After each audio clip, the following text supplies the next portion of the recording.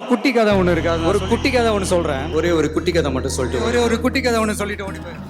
ஒரு நாள் நல்ல மழை. ராஜன் தனது தோட்ட வேலைகளை முடித்துவிட்டு கிளம்ப வழிப்பாதையில் சத்தம் கேட்டு அருகில் நின்றான்.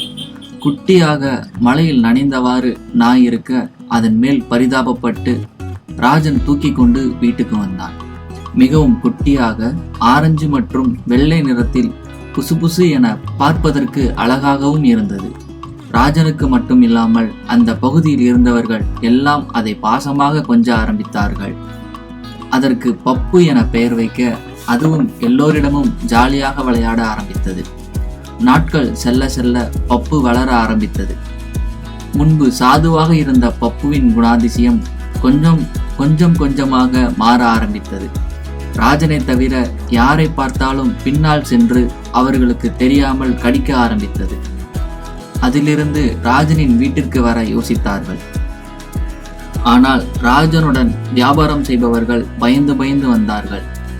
பலரும் ராஜனிடம் இதற்கு ஏதாவது தீர்வு இருந்தால் நல்லது என கேட்க ஆட்டுக்குட்டி கழுத்தில் கிடந்த மணியை எடுத்து பப்புவின் கழுத்தில் கட்டினான் ராஜன். பப்புவும் ஏதோ பெரிய பதக்கம் கிடைத்தது போல் மகிழ்ச்சியில் துள்ளி குதிக்க மணியின் சத்தம் தெளிவாகவே எல்லோருக்கும் கேட்டது. அதிலிருந்து ராஜனின் வீட்டிற்கு வருபவர்கள் உஷாராக ஆரம்பித்தார்கள். மணி சத்தம் கேட்டாலே பப்பு வருகிறது என தெரிந்து கொண்டார்கள்.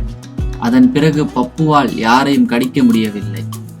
பப்பு அருகில் வரும் சத்தம் கேட்டதுமே எல்லோருமே ஒதுங்க ஆரம்பித்தார்கள்.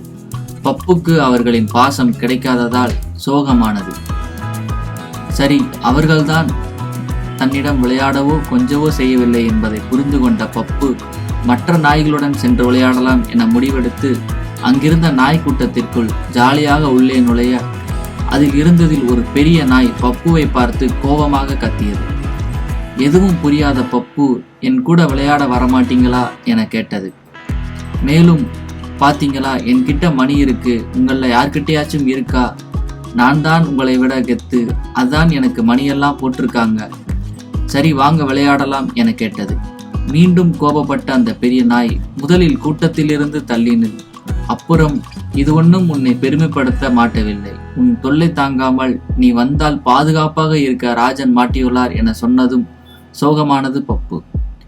அது மற்றவர்களை எந்த அளவுக்கு தொல்லை கொடுத்துள்ளது என்பது அப்போதுதான் புரிய வந்தது. அதிலிருந்து யாரிடமும் வம்புக்கு போகாமல் பாசமாக பழகியது பப்பு. ஒருவரிடமிருந்து அதிகப்படியான சலுகைகளை எதிர்பார்த்தால் அது பின்னாளில் நமக்கே வினையாக முடியலாம். மகிழ்ச்சி.